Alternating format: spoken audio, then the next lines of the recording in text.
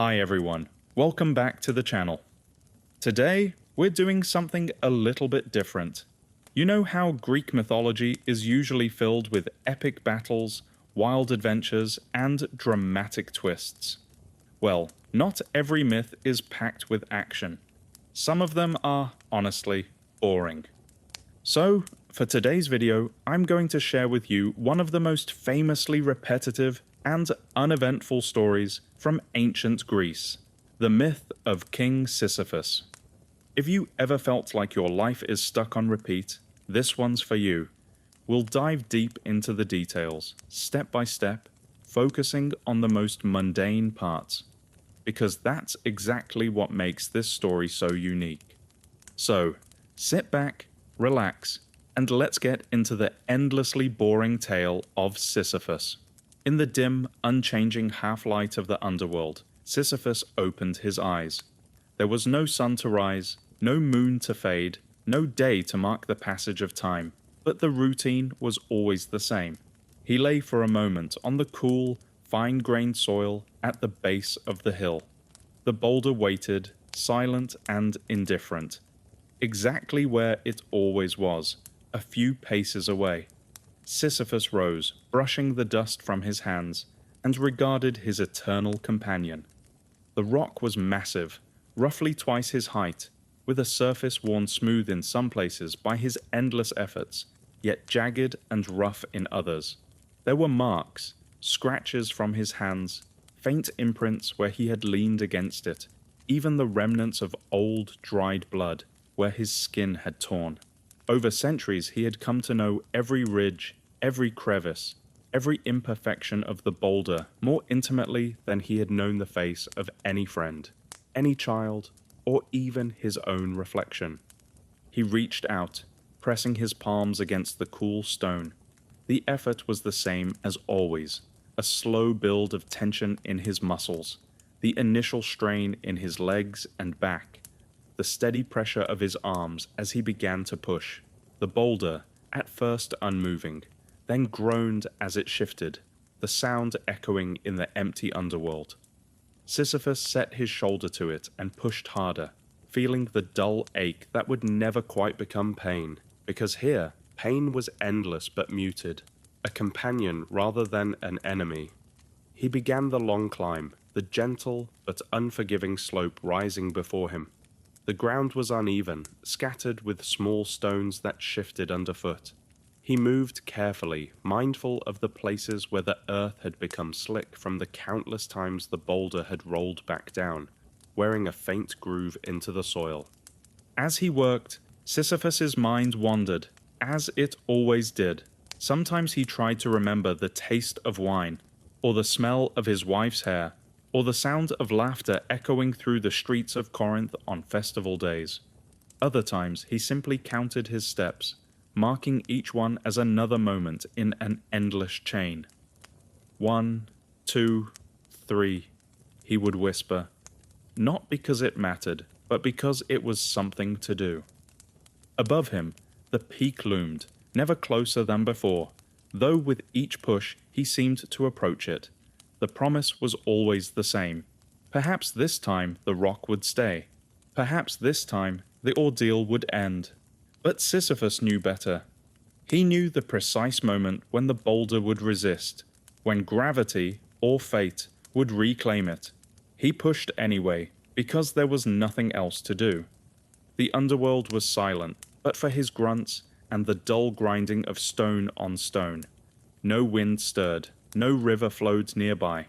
Occasionally, a distant groan might echo across the vastness, a reminder that he was not entirely alone, but the other souls were far away, wrapped in their own punishments or torpor.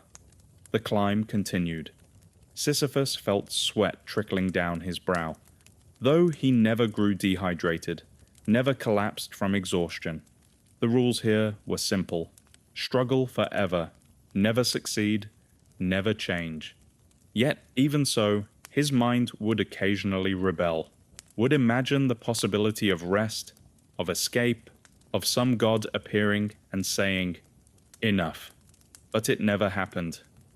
At last, as always, he neared the summit. The boulder became unsteady, as if mocking his efforts. His hands slipped, feet scrabbling for purchase. For a fleeting instant, hope and dread warred in his heart. Then, inevitably, the rock broke free from his grasp, teetered on the very edge, and began to roll back down the hill. Sisyphus watched it go, chest heaving, body still locked in the futile pose of struggle. He stood, unmoving, for a long moment. There was no point in cursing the gods, no one to hear. With a weary sigh, he turned, made his way back down the hill, and prepared to begin again. Sisyphus walked slowly down the slope, tracing the faint, worn path he had helped carve through ages of repetition. The hill itself was not steep, but it was long, and its incline was steady, as if engineered specifically for weariness rather than drama. His sandals, once the pride of a king, were now nothing but faded, tattered leather, smoothed by countless steps. He paid them little mind. Each footfall brought a soft, almost soundless crunch from the grey dust, a rhythm that became his heartbeat in this world without time. With every step, he let his thoughts drift, sometimes aimless, sometimes circling around the same memories, like the boulder forever circling down the hill. He remembered his palace in Corinth, the vast halls, the echo of servants' voices, the slow rise of the morning sun behind whitewashed walls. He remembered the feeling of holding power, of making choices, of weighing the fates of others in his hands. How far away those days seemed now, if they had ever truly existed at all, or if the underworld's eternity had already blurred the line between memory and imagination. The boulder had come to rest at the bottom of the hill, just as it always did, half embedded in the soft earth, waiting for him. Sisyphus regarded it with the strange intimacy born from endless association. It was, in some ways, his only companion, a mute, unyielding partner in a dance that neither had chosen, but both were doomed to repeat. He sometimes wondered if the rock, too, possessed some dim awareness, some ancient stony soul that felt the endless cycle as keenly as he did. He ran his hand over its surface, fingers tracing the familiar grooves. He had given names to the deepest scars, the King's Ridge, the Queen's Scar, the River Line. There was a notch he called Merup's Mark, after his wife. Once, when despair had seemed too heavy to bear, he pressed his cheek to that spot and whispered her name. Of course, there was no answer. There never would be. After a few moments, he straightened, setting his feet carefully, hands once more finding their places against the cold stone. There was a strange comfort in the routine, a predictability that dulled the edges of hopelessness. He knew the effort that would be required. He could anticipate the burn in his shoulders, the ache in his legs, the tightness in his back. The underworld had stripped him of ambition, but it had given him this, an unchanging purpose, however futile. He began to push again, muscles tensing, breath deepening. The first few yards were always the hardest. The boulder resisted motion, sunk slightly in the earth, but he persisted, finding the rhythm he knew so well, a steady, relentless drive forward, step by step, heartbeat by heartbeat. He kept his gaze down, watching his feet, counting out the paces. 1, 2, 3. He had long ago given up trying to keep count for any meaningful length of time, but the numbers soothed him, a thin barrier against the raw edge of eternity. As the climb resumed, his mind drifted into fragments of old conversations. He imagined his father, Aeolus, asking about the weather, about the wind, about the nature of fate. He heard the laughter of guests at feasts, the polite applause of courtiers, the quiet complaints of servants. Sometimes, when the silence became too oppressive, he would mutter responses to these ghosts, whispering jokes or apologies, or pleas for forgiveness. The hill stretched ahead, unchanging, infinite in its sameness. There were no landmarks, nothing to break the monotony, except perhaps for the tiny scratches and lines Sisyphus himself had left, marks of his passing that only he would ever notice. He found a kind of bitter pride in these signs, as if, in a world designed to erase him, he had managed to leave some trace. Halfway up, he paused, letting the weight of the boulder rest against his shoulder. He closed his eyes, breathing in the scentless air, and tried to remember the sound of rain. Water was a memory that ached, a spring in Corinth, the price he'd paid for betraying Zeus, the reason this punishment had begun. He wondered, not for the first time, if he would have chosen differently, knowing what would come. The answer was always unclear. Regret was another companion, like the rock, always present, never changing. He resumed pushing, feet digging into the ground, arms trembling with the effort. As the summit came into sight, a few dozen more steps, he could feel the familiar tension building, the inevitable betrayal of gravity. Each time, there was a part of him that hoped, against all reason, that the outcome might change, that the gods would relent, that the boulder would remain in place. But hope was a cruel joke here, and, as always, the stone slipped.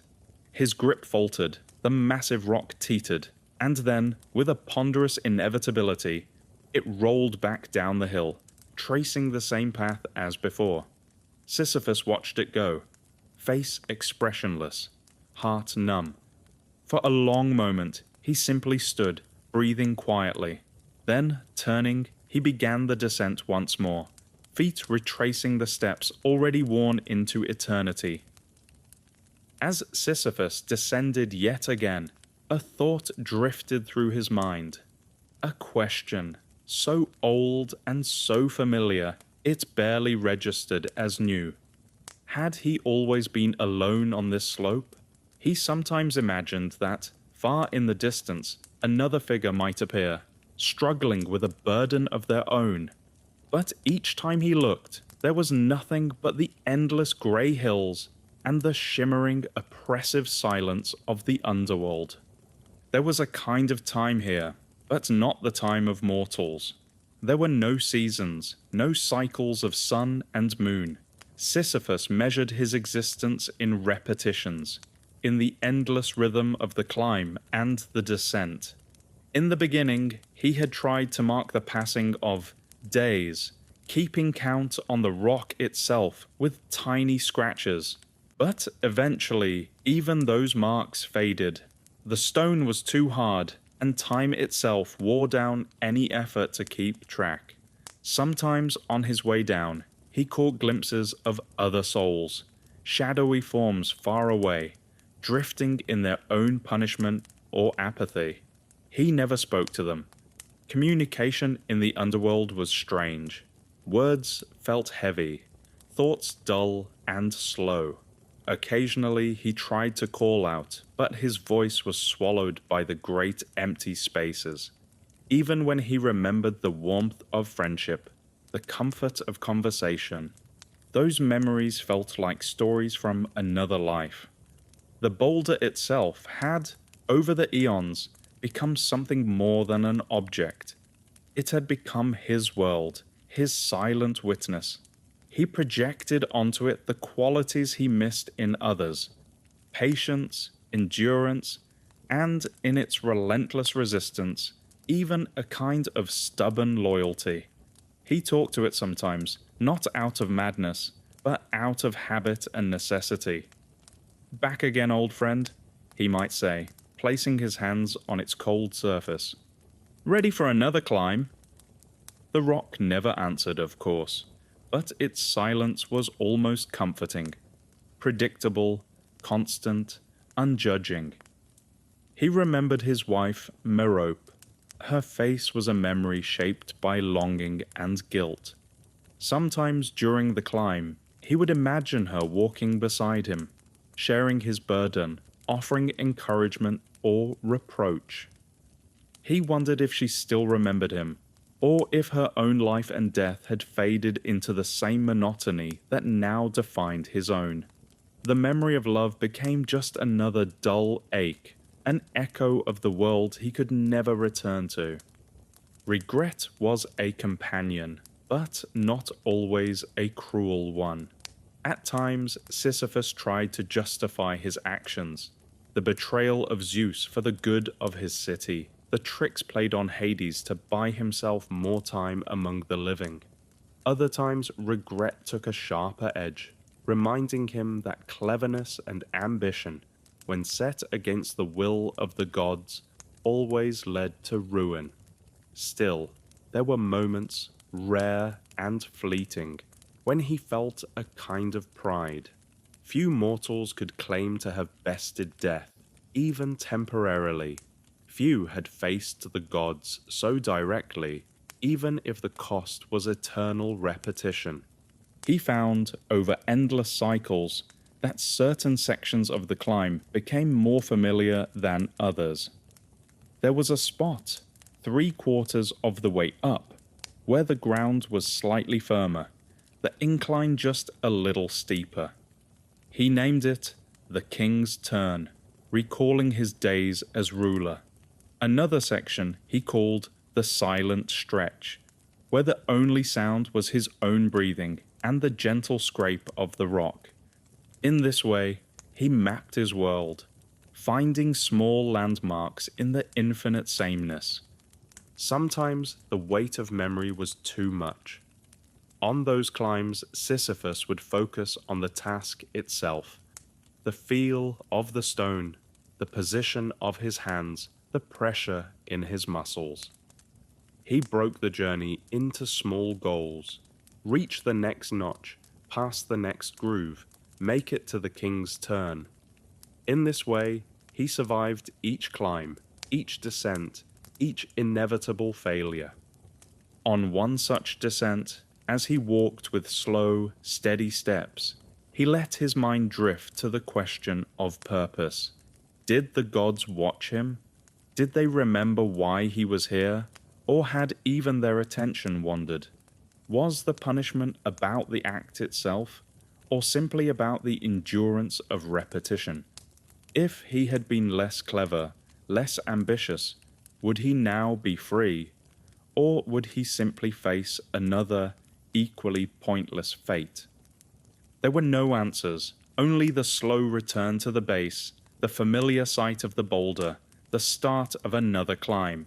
And so Sisyphus placed his hands upon the stone, set his feet, and began to push once more, the cycle unbroken, his mind spinning in its own quiet orbit around regret, memory, and the unchanging now.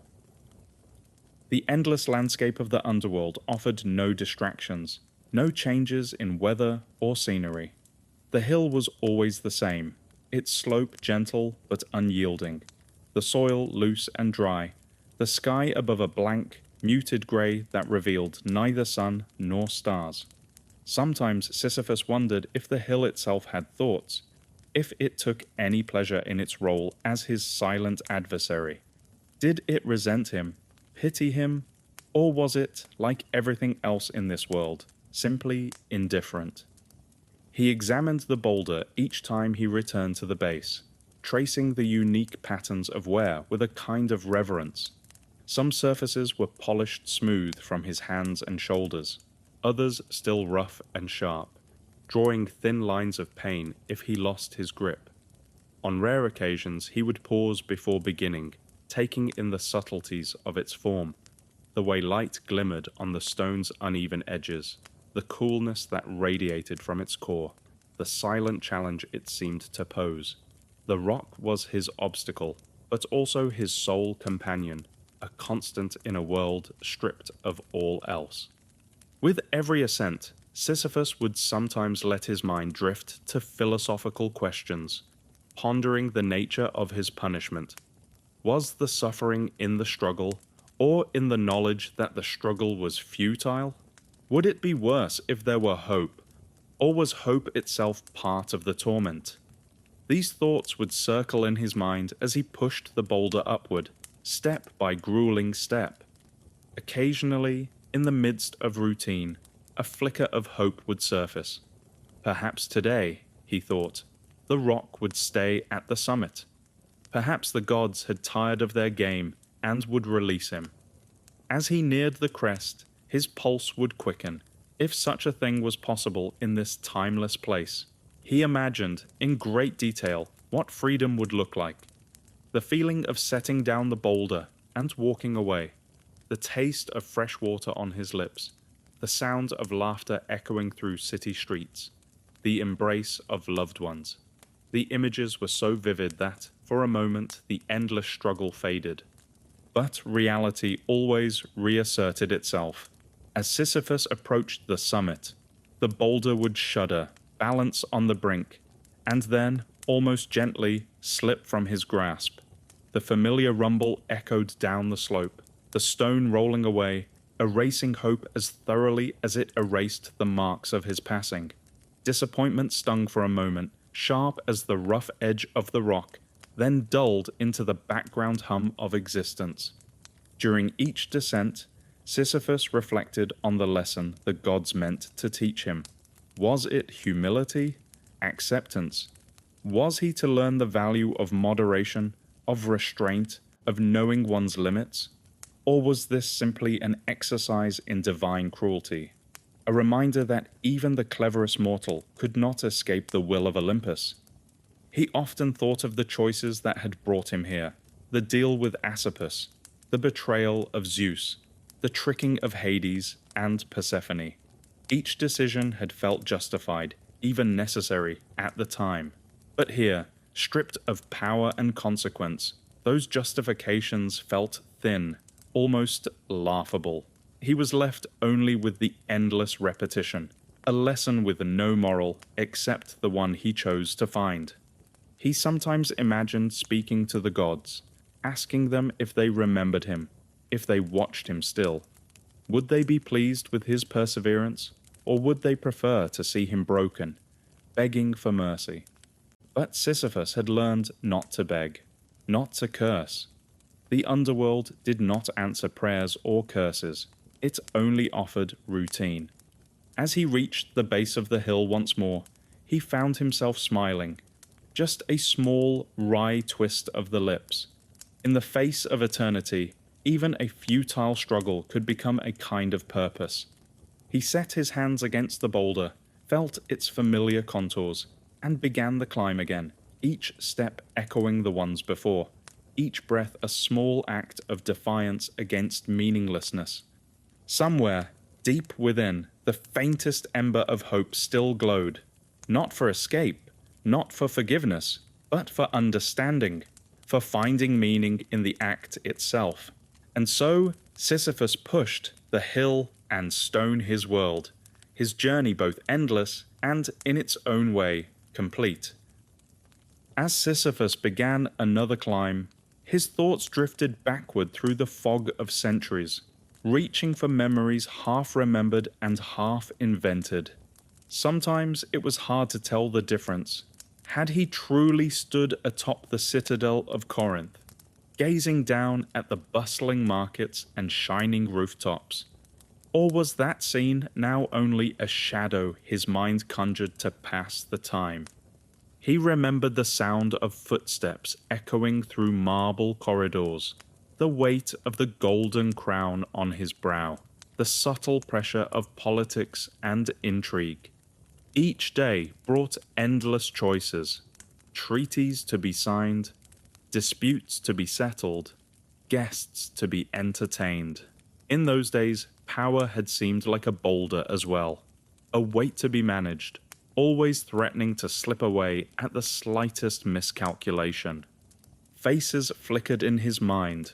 Merope, his patient wife, with her quiet wisdom and the sadness in her eyes that he had often ignored. His children laughing and chasing one another through palace gardens, their laughter rising above the fountains and the song of birds. The people of Corinth, sometimes loyal, sometimes rebellious, but always watching, always demanding. He wondered if they still spoke his name, or if it had long since vanished from memory, washed away by new rulers and new stories. There were moments, rare but real, when Sisyphus missed those burdens, the clamour of life, the risk of failure, the taste of victory. Here there was no risk, no victory, only the sameness of stone and earth. He found himself longing even for the smallest signs of change. The flicker of a torch in the night, the change in the wind's direction, the arrival of news from a distant ally. In the underworld, news never came. The world outside might as well have ceased to exist. He tried sometimes to recreate the festivals of Corinth in his mind, recalling the way the city would glow with torches and laughter during the great feasts. He imagined tables heavy with food, the sweet scent of roasted lamb, the sharp tang of wine, the music of lyres and flutes. He pictured himself at the center of it all, telling stories, making toasts, promising better days to come. Was he a good king, he wondered, or simply a clever one? Regret mingled with nostalgia. There had been choices he wished he could change, words spoken in anger, alliances betrayed for short-term gain, a tendency to place ambition above loyalty. He remembered his deal with Asopus, a city's spring in exchange for a secret. At the time, it had seemed wise, even noble, a sacrifice for his people. Now, centuries later, he questioned whether the price had been worth it. Even the trick he played on Hades, so daring, so bold, seemed less like cleverness and more like desperation, a refusal to accept his fate. He saw now that death was not a puzzle to be solved, or a foe to be tricked, but a force that came for all, sooner or later. He wondered what might have happened if he had simply accepted his end, left the world in peace, trusted that his legacy would survive without his interference. Sometimes, as he pushed the boulder, he imagined alternate histories, a life where he chose honesty over cunning, where he stayed with Merope instead of chasing new schemes, where he ruled with gentleness rather than calculation. In these daydreams, he saw himself growing old, surrounded by family, teaching his sons the arts of leadership, walking hand in hand with his wife along the city walls as the sun set over Corinth. These visions were bittersweet, comforting, but ultimately empty. Yet even as regret gnawed at him, he found solace in the repetition of his punishment. There was a strange peace in knowing that nothing he did here could make things worse. There were no more betrayals to commit, no more chances to waste. The past, with all its joys and mistakes, was unreachable, a collection of stories to revisit as he climbed, again and again. As he neared the top of the hill, sweat prickling on his brow, Sisyphus let go of the past for a moment.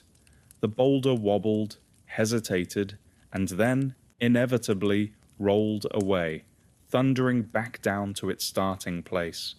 He watched it go, chest heavy with both exertion and memory. With a quiet sigh, he turned, preparing to begin again. Each step down the hill was a journey through memory and longing, through hopes that would never be realized, and mistakes that could never be undone. Yet each time he reached the bottom, placed his hands upon the stone, he found a kind of comfort in the routine. The past was unchangeable, the present unending. But in this cycle, there was, at least, certainty. With every cycle, Sisyphus found his senses both sharpening and dulling in strange ways. The world around him, the endless grey, the gentle, unwavering slope, the stone itself, became at once hyper-real and dreamlike, as if painted on a veil that might tear at the slightest touch. Sometimes, when he pressed his hand to the rock, he swore he could feel the faintest tremor, a heartbeat deep within the stone. He would pause, holding his breath, listening, waiting. But always the silence pressed back, vast and complete, as if the underworld itself wished to remind him that he was alone. His body was unchanged by time, preserved at the moment of his arrival, strong enough to push, but never powerful enough to conquer the stone. Yet with each ascent and descent, he became more aware of every sensation. The pull of tired muscles, the sting of a scraped knuckle, the tightness in his chest as he heaved the boulder up the endless slope.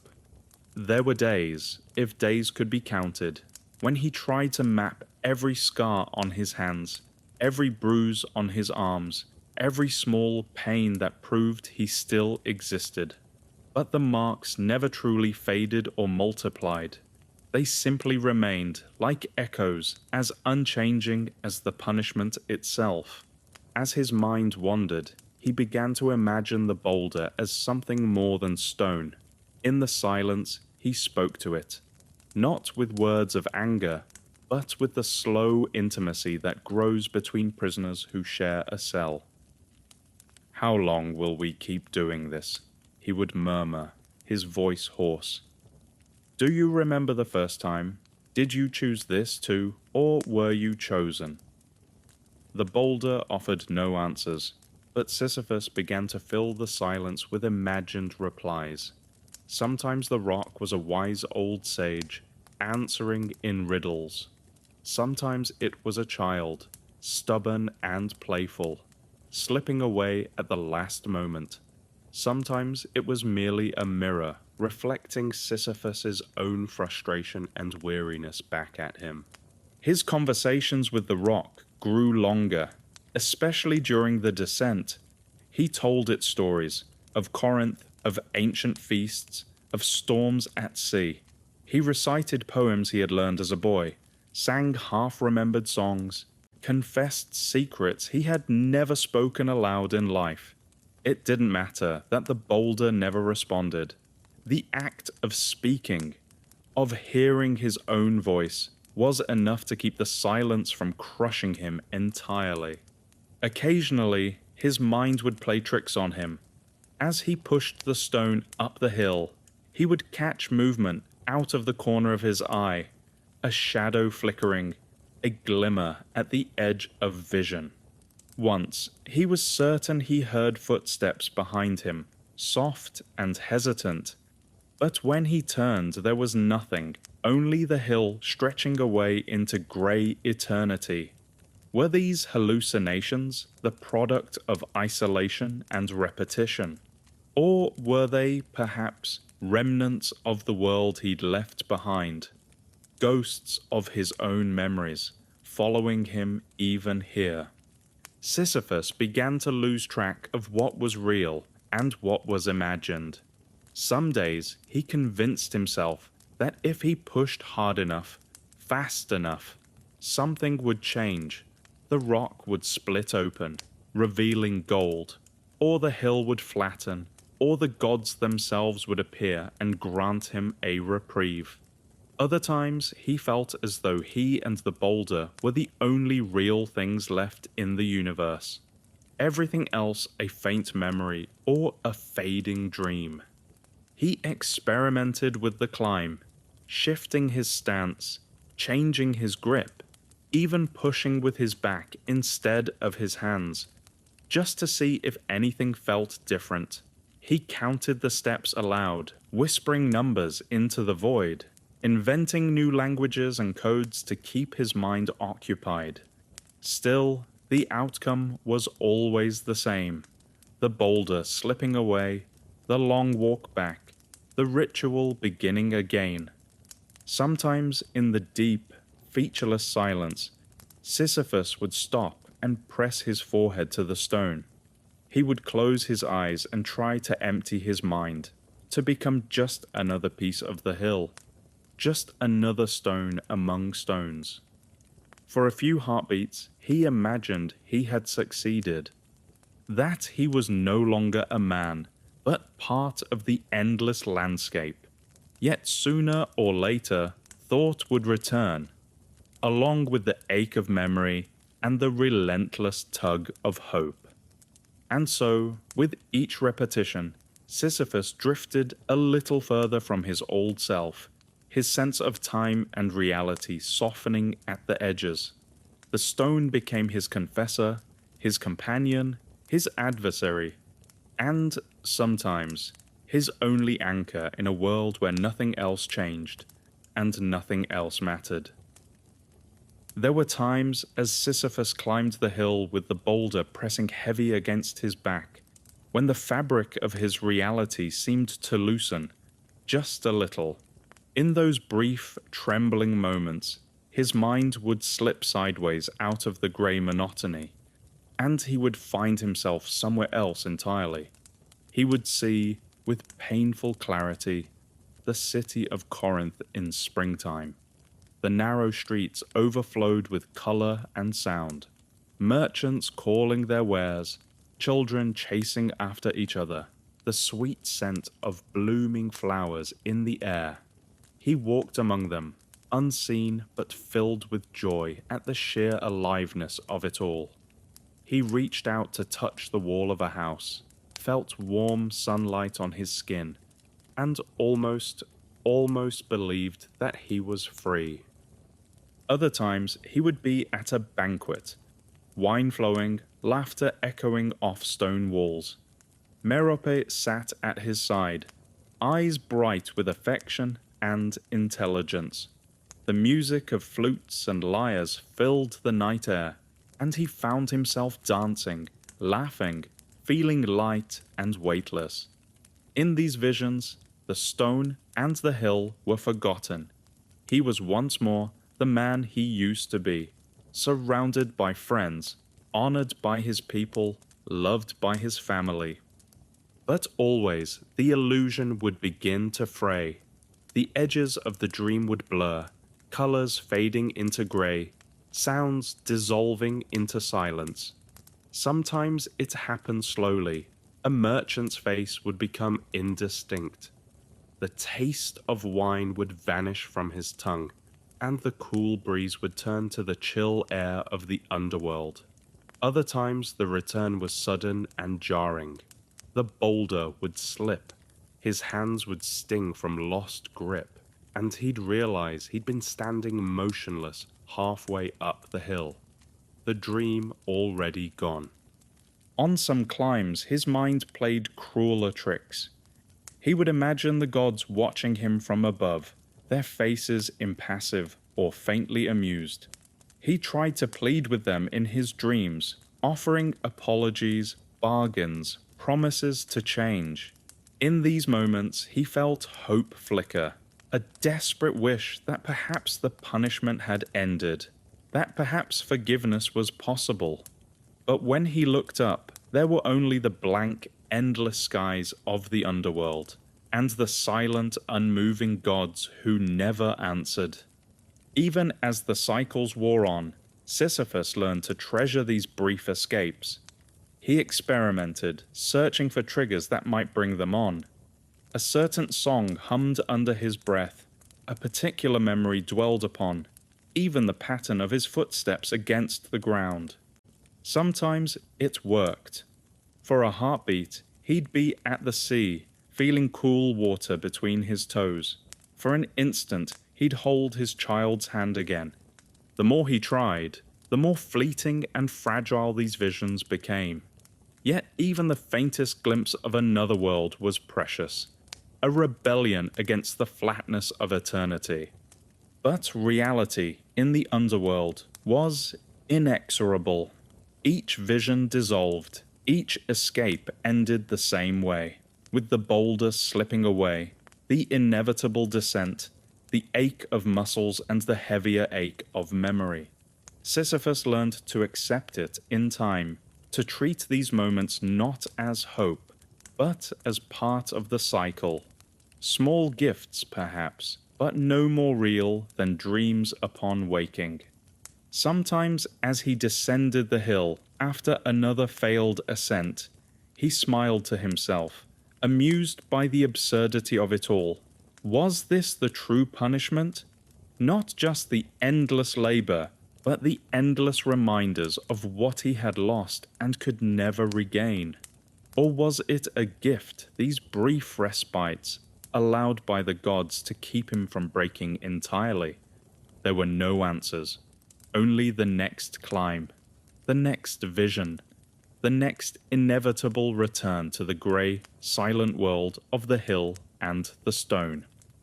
And so, as the ages passed, Sisyphus continued to push and dream, dream and push, each cycle blending memory, hope, illusion, and reality into a seamless, unending tapestry. Through it all, the boulder remained, a weight, a barrier, a companion, and, in a strange way, his only constant friend. With each cycle, Sisyphus felt his sense of self shift and erode, like footprints slowly vanishing in dust. The boundaries between the man he once was and the eternal task he now performed blurred, until it seemed as though there was no Sisyphus apart from the act of pushing the boulder, no identity beyond the endless repetition. He found himself talking to the stone more and more, not just in words, but in thoughts, in the silent language of exhaustion and longing. The boulder became an oracle, a judge, a companion. In the long, grey silence, he sometimes imagined he could hear the stone's voice, not through sound, but as an understanding that welled up from somewhere deep within. "We are not enemies," he thought he heard. "We are bound by the same fate, you and I." On some days, he would sit at the base of the hill, staring at the boulder and the landscape around him. The details became luminous and strange. The way the light slid off the stone's surface, the texture of dust beneath his fingers, the shifting shadowy patterns that moved over the ground though there was no sun. Everything seemed imbued with meaning, and yet also empty, as if the underworld itself was a stage, and he and the rock were the only players left to recite their parts. His own memories, once so vivid, began to feel like stories told about someone else. Was he truly once a king? Had he really bargained with gods and ruled over people?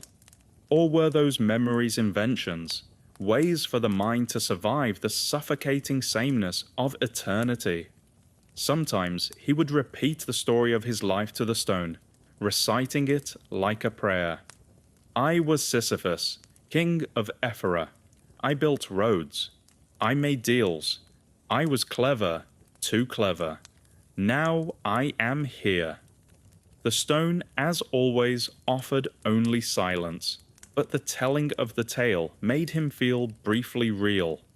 At times he wondered if his punishment had a hidden wisdom to it, some lesson meant to outlast even the boredom and pain.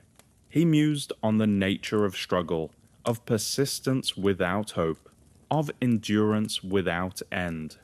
Perhaps, he thought, the meaning was not in the escape, but in the effort itself. Perhaps by pushing the boulder, he was shaping his own spirit, forging a self that could endure even this. There were moments when the world itself seemed to dissolve, when the hill, the boulder, and even his own body faded into a single, flowing experience of motion and weight. In these moments, Sisyphus lost the sense of before and after. There was only the pressure of his hands, the strain in his back, the feeling of stone sliding under his palms. Time itself ceased to matter. All that existed was the act. Once, as he pushed near the summit, he had the strangest sensation. The rock felt lighter, almost as if it were helping him, urging itself forward. For a fleeting instant, he felt a surge of companionship, not with another human, but with the task itself, with the act of struggling. It passed as quickly as it came, but left him changed, quietly accepting of the strange, intimate relationship he shared with his punishment. Sometimes he would close his eyes and simply breathe, letting all thought go.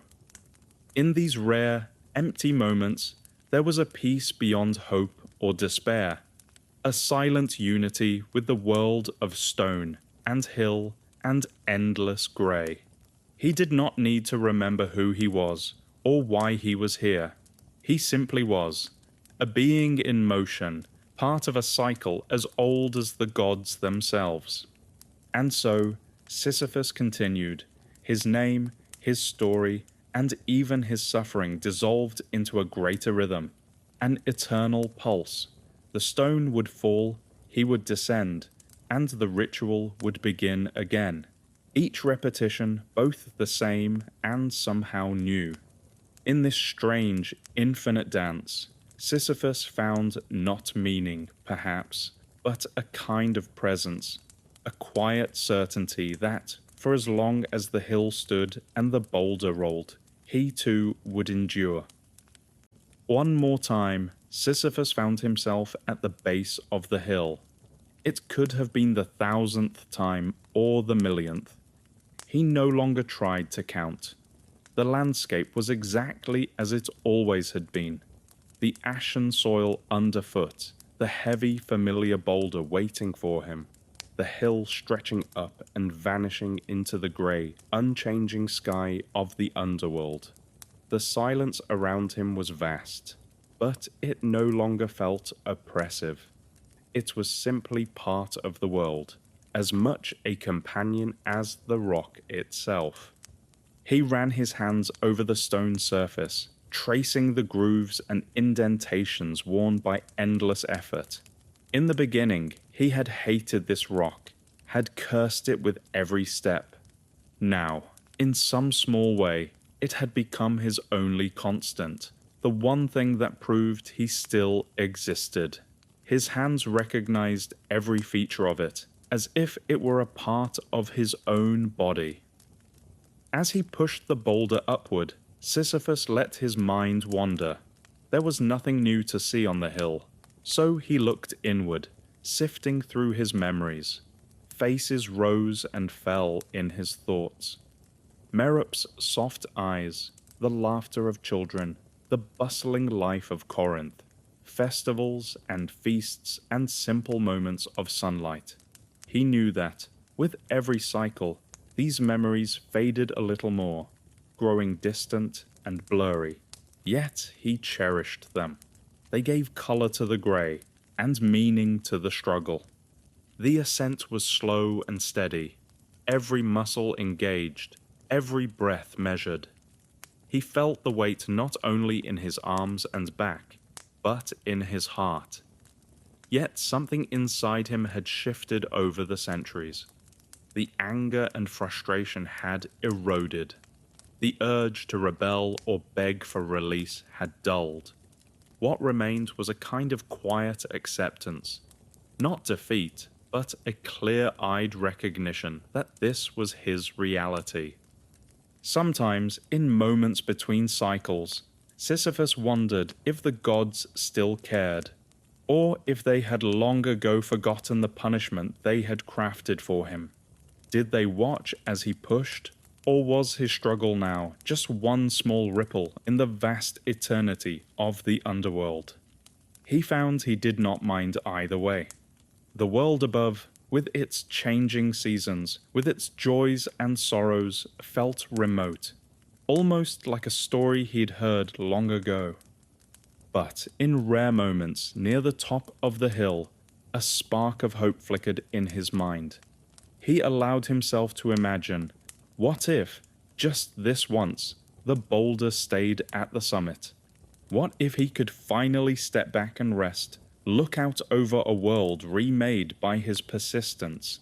The vision would flash, bright and fragile, and then, as always, the boulder would slip from his grasp, roll back down, and the echo of its fall would chase away all illusions. Each descent felt different, yet always the same. Sometimes he filled it with memories, sometimes with silence. Sometimes he spoke to the rock in a low, tired voice, recounting stories or simply expressing gratitude for its company. There were even moments of laughter, a recognition of the absurdity of it all, of the strange companionship he found in his endless labor. In these cycles, Sisyphus discovered something that even the gods had not intended: the ability to endure, and even to find a certain meaning in the struggle itself. The act of pushing the boulder became its own answer, its own reward. He was not a hero, nor a victim, nor simply a punished soul. He was a being in motion, persistent, conscious, and quietly alive in a world where nothing ever changed. On what might have been the last climb or the first, Sisyphus paused near the summit. The rock, balanced for a moment, seemed lighter in his hands. He looked around, not with hope of escape, but with a sense of peace. He realized he had become a part of this place, his endless effort woven into the fabric of the underworld itself. The boulder slipped, rolled down. Sisyphus watched it go, and smiled, not out of joy or resignation, but out of understanding. This was his fate, and within it he had found a kind of freedom. He turned, walked back down, and at the base, placed his hands on the stone once more, ready to begin again. And in that eternal repetition, in that ceaseless effort, Sisyphus continued, not defeated, not forgotten, but quietly present. His story became less about punishment and more about persistence, awareness, and the mysterious dignity of facing the same task again and again with open eyes. The cycle would never end. Yet Sisyphus, king and mortal, trickster and struggler, was not lost in despair. In the heart of eternity, with only a rock and a hill for company, he endured, and in enduring, found the closest thing to meaning that his fate would ever allow. So, what does the story of Sisyphus mean for us today? On the surface, it's a tale of endless, pointless labor, a warning from the ancient Greeks about defying the gods or the dangers of pride. But philosophers like Albert Camus saw something deeper in this myth.